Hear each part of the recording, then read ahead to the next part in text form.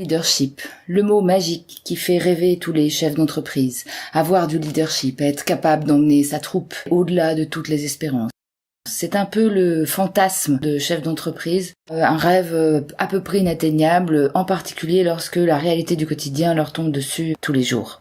Qu'est-ce que peut bien vouloir dire leadership visionnaire ? Là, il s'agit d'avoir raison avant les autres, de se dire que le leadership, c'est quelque chose qui est un don comme ça, tombé du ciel, et qui permettrait à ces grands meneurs d'hommes d'arriver avec toute son équipe là où personne ne pensait qu'il fallait aller à l'époque.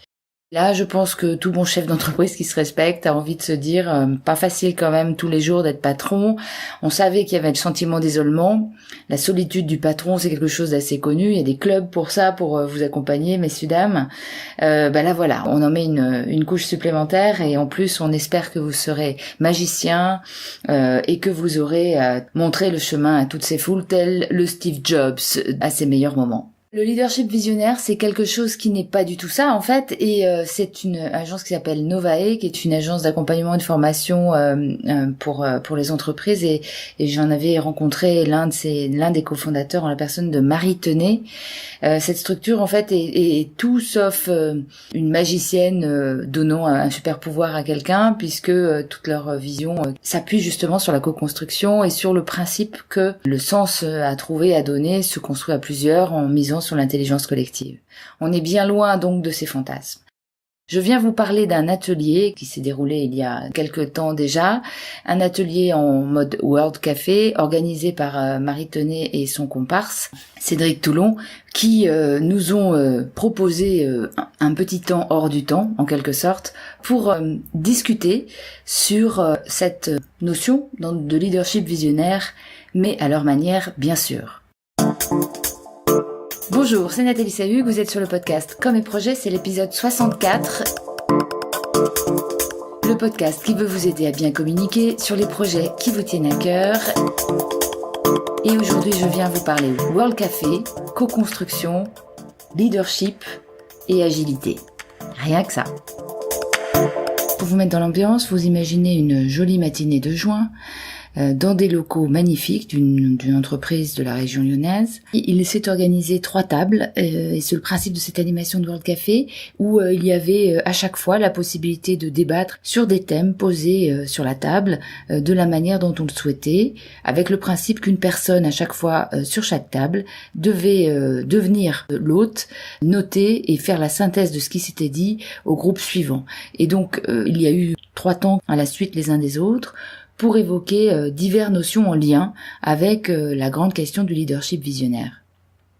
La première table que j'ai fait a parlé de s'approprier et de faire vivre, donc 2 termes posés comme ça sur une table avec des gens contents d'échanger tout autour, pour laquelle on a parlé de la notion d'appropriation qui supposait d'une part une petite déformation qu'il fallait accepter, c'est-à-dire que pour que les gens fassent leur le projet ou la vision, il fallait qu'ils y mettent une part d'eux-mêmes et que c'était la meilleure façon justement de le faire vivre et qu'il y avait aussi une notion de durée et donc de cadre à définir pour que cette appropriation ne soit pas immobile, mais au contraire vive dans le temps et évolue. Ensuite, il a été question de co-construction sur la 2e table avec d'autres personnes et là, il a été surtout question des modalités puisqu'on était tous d'accord sur l'intérêt de l'intelligence collective. Et dans le comment, alors il y a 2 choses qui sont apparues pour la co-construction. D'une part, il y a une question de taille. C'est-à-dire que si vous êtes dans des équipes avec 3-4 personnes, vous allez assez facilement trouver des modalités pour faire intervenir et interagir les gens, de manière à ce que la co-construction se fasse presque naturellement, presque. C'est beaucoup plus compliqué lorsque vous êtes dans une organisation avec un effectif beaucoup plus large et quand vous êtes à la tête de cet effectif, le syndrome pyramidal n'est pas loin et c'est quand même un autre chantier. Ce qui nous paraissait important, c'était de recréer les conditions de proximité, les conditions d'autonomie en petite taille, un peu comme les trous d'un gruyère où finalement la co-construction pouvait s'attaquer à tous les niveaux de la hiérarchie sur des sujets pas forcément très globaux mais peut-être beaucoup plus pratiques pour que ce soit un moyen de propager une façon de fonctionner ensemble et pour que chacun puisse voir les bénéfices en fait de cette co-construction. On a du coup rapprocher le terme de co-construction avec la notion de cocon, en disant que voilà, il faut une distance sociale suffisamment courte pour permettre cette co-construction. Le deuxième point qui nous paraissait important, cette co-construction doit autoriser la critique. Il y a une forme d'humilité qui est requise de la part de ceux qui auraient tendance à revendiquer un pouvoir de sachant, recevoir ce qui peut être apporté par les entre guillemets non sachants ou les candides, et qu'en clair il doit y avoir un cadre et des règles qui permettent une forme de fonctionnement sécurisant.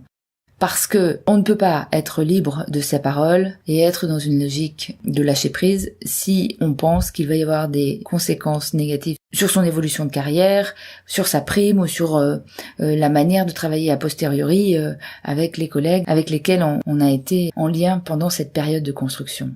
Donc, ça suppose de définir des cadres qui libèrent la parole en dehors, on va dire, des enjeux habituels de leur quotidien professionnel.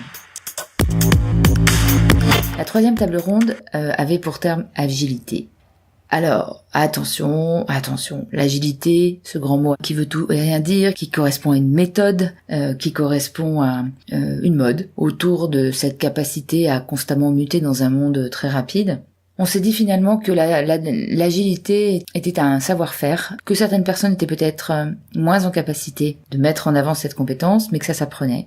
Et que les moins bien dotés pour pratiquer l'agilité étaient probablement les plus faibles socialement, et qu'il y avait le rôle dans une entreprise de permettre aux gens de gagner en agilité. Finalement, l'agilité, c'était un peu comme un muscle que nous aurions tous, avec la capacité ou non de le travailler ou de ne pas le travailler.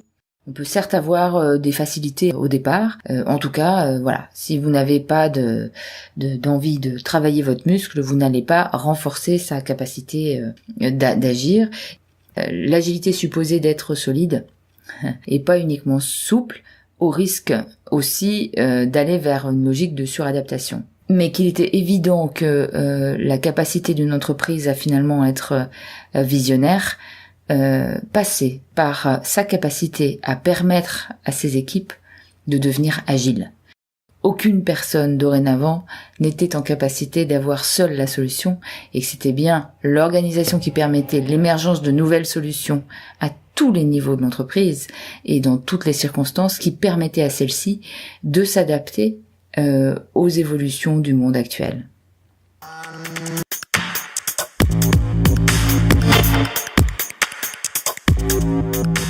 Une fois que vous avez fait ces 3 tables rondes, vous comprenez que le leadership visionnaire, c'est d'abord la capacité du chef d'entreprise à devenir un animateur, à devenir un bon manager de ses ressources premières, que sont ses équipes. Que la dimension visionnaire n'était ni une formule magique, ni un don. C'était simplement la capacité à développer les conditions pour permettre aux uns et aux autres d'être plus agiles ensemble, dans la co-construction.